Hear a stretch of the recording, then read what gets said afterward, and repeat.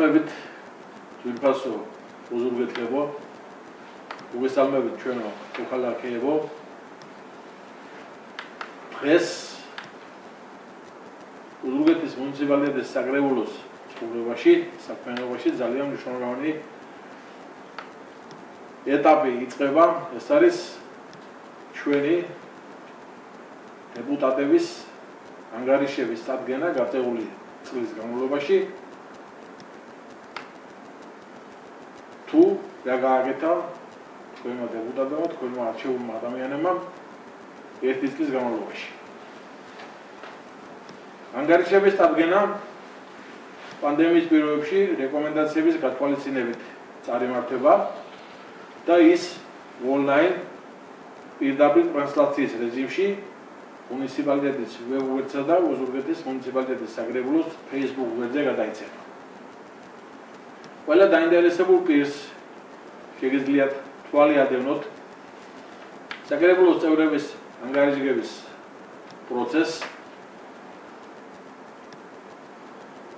ონლაინ რეჟიმში,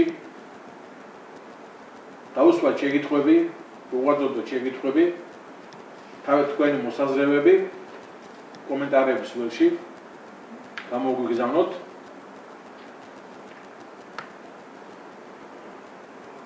დღეს 2 დეკემბერს მოქალაქეებს გაწეული საქმიანობის შესახებ ანგარიშს წარუდგენს ნარუჯის დეპუტატი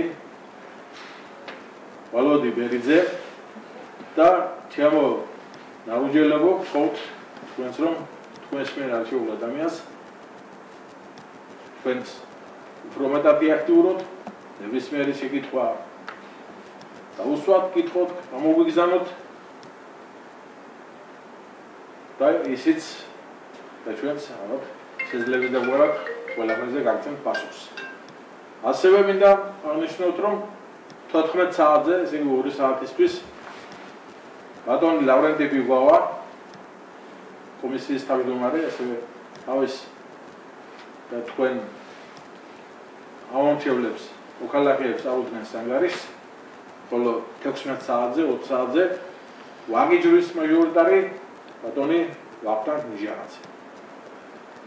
ახლა კი ვთხოვ ბატონ ვალოდია ბერიძეს, ჩემო ბატონებო, ვითხრას თავის ამ ერთი წლის განმავლობაში მის მიერ გაწეული საქმიანობის შესახებ.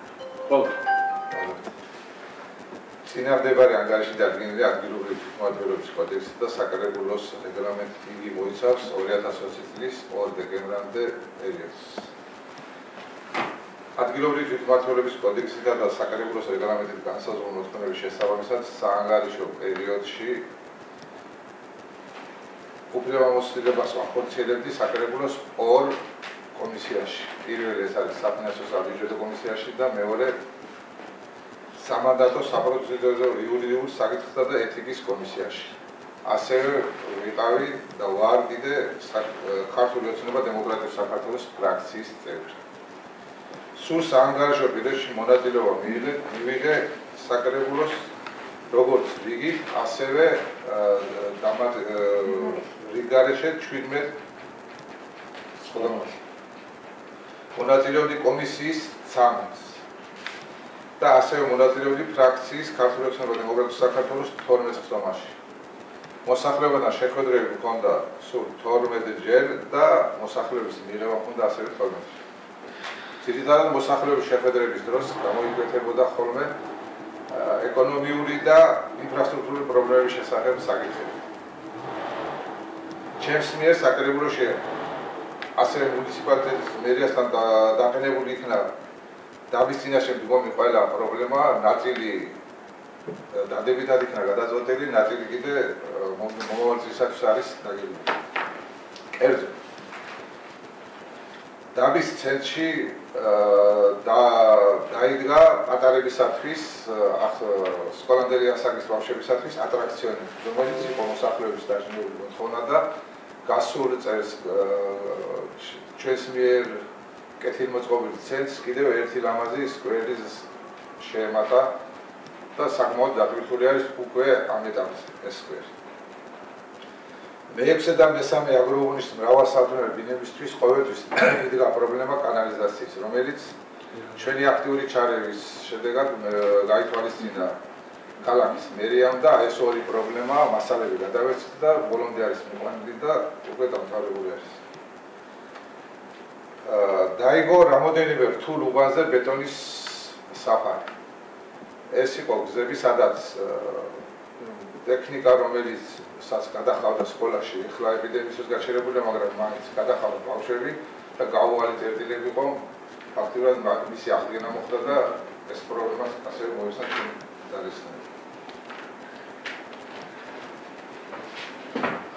ჩვენი აქტიური ჩარევით და სოფლის პროგრამით გავარემონტეთ ცენტრალური სტადიონი, რომელიც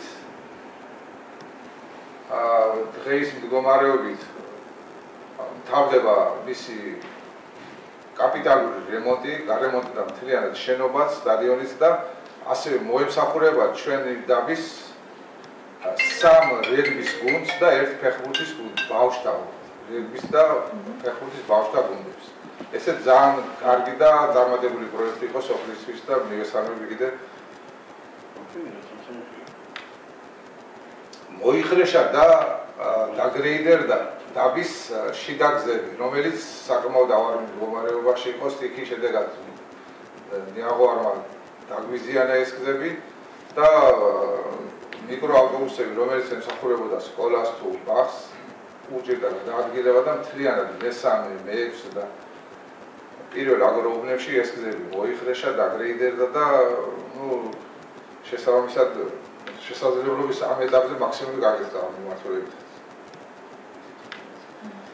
ჩვენი აქტიური ჩარევით მოსახლეობის ის ნაწილი, რომელიც ჩვენთან მოდიოდა მედიკამენტების თუ კურნალობის და ოპერაციების თანადამხმარებისათვის, არც ერთი პირი არ მოიძებნება ნაროჟეში, ვინც მოსულა ჩვენთან და უარყოფითი შედეგის დასვენა. ყველა, ვისაც პრობლემები ჰქონდა, რა თქმა უნდა, სარეზერვო ფონდიდან იქნა დაფინანსებული და არ არსებობს ადამიანი, ვინც წავიდა უკმაყოფილო ჩვენგან ამ კუთხით. ყველა მიიღო შესაბამისად დაფინანსება როგორც მედიკამენტებზე, ასევე ოპერაციის და კურნალობის თანადაფინანსება.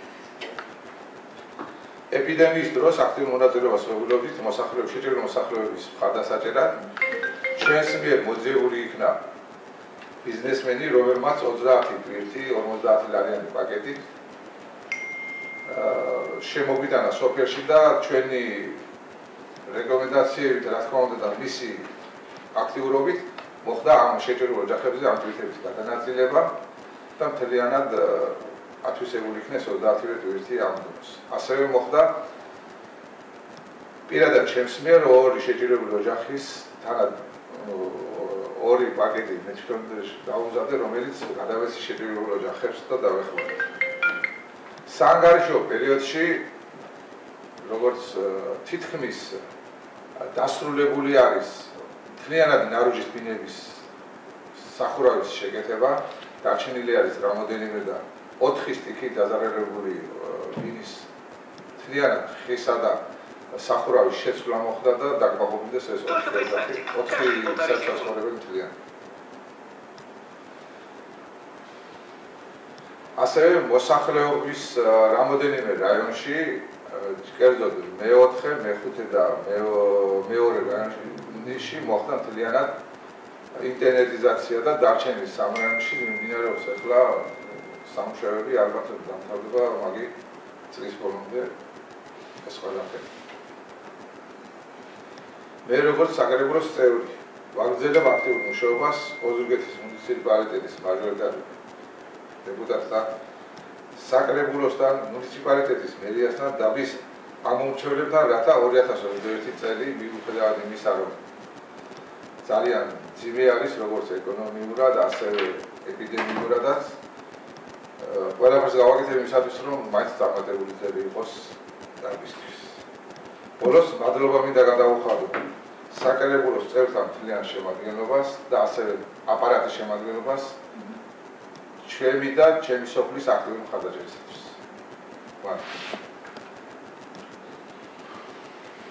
მადლობა.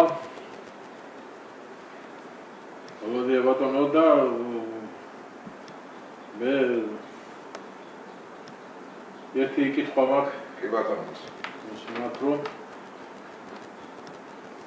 თუ შეგვიძლია ვიპასუხოთ რომ რა იყო ნაბუჯელთა თავარი მოთხოვნა როგორც აგრებულოს წევრმა თქვენ შეასრულეთ და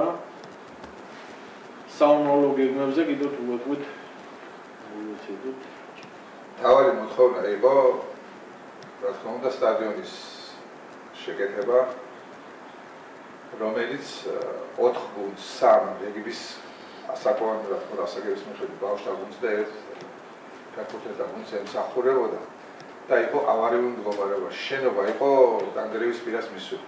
ისე 40,000 ლარი რომელიც ჩვენ მივიღეთ სოფლის პროგრამით, მხოლოდ შენობას ძლივს ეყო და მერიამ გამოეძებნა თანხები რათა დანარჩენი სამუშაოები რომელიც იყო დაუსრულებელი, ის დასრულებული იყო და ეხლა არის უკვე ჩასაბოლოოდ გამზადებული.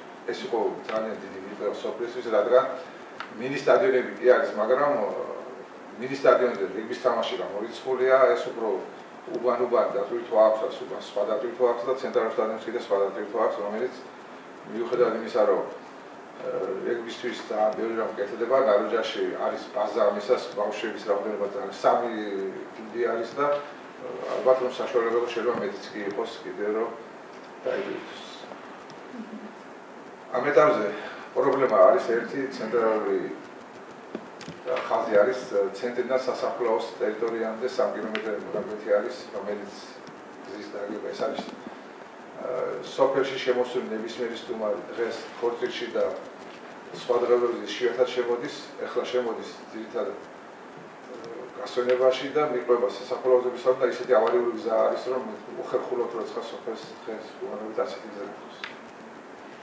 მაგრამ მოთხოვნა მქონდა დასმული, ამ ეტაპზე რა თქმა უნდა წრეონდელი პროგრამაში ვერ მოხდა და იქნება წეს მაინც პროექტირება მაინც გავაკეთოთ და სამომავლოდ იქეთ იქნება ჩაისვას ეს. სამომავლოდ ეს 3 კილომეტრიანი მონაკვეთი 3 კილომეტრიანი მონაკვეთი არის, რომელიც მოემსახურება მესამე, მეორე და პირველ რაიონის მოსახლეობას. ფაქტობრივად ნაროჯის ნახევარს ცენტრალურ გზით მოიცავს ეს ტერიტორია და ამასთან ებებება ცენტრალურ გზას სასაფლაოს ტერიტორია.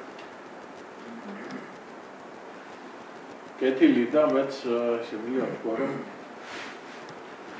ვალოდიამირიძე აქტიური მაჟორიტარია ჩვენი სამეურნეოს ისეული წევრია, კარგი წევრია და მომავალში მეც უფრო მეტ აქტიურობას და უფრო მეტ ძოლის უნარიანობა და წარმატებებს გისურვებ.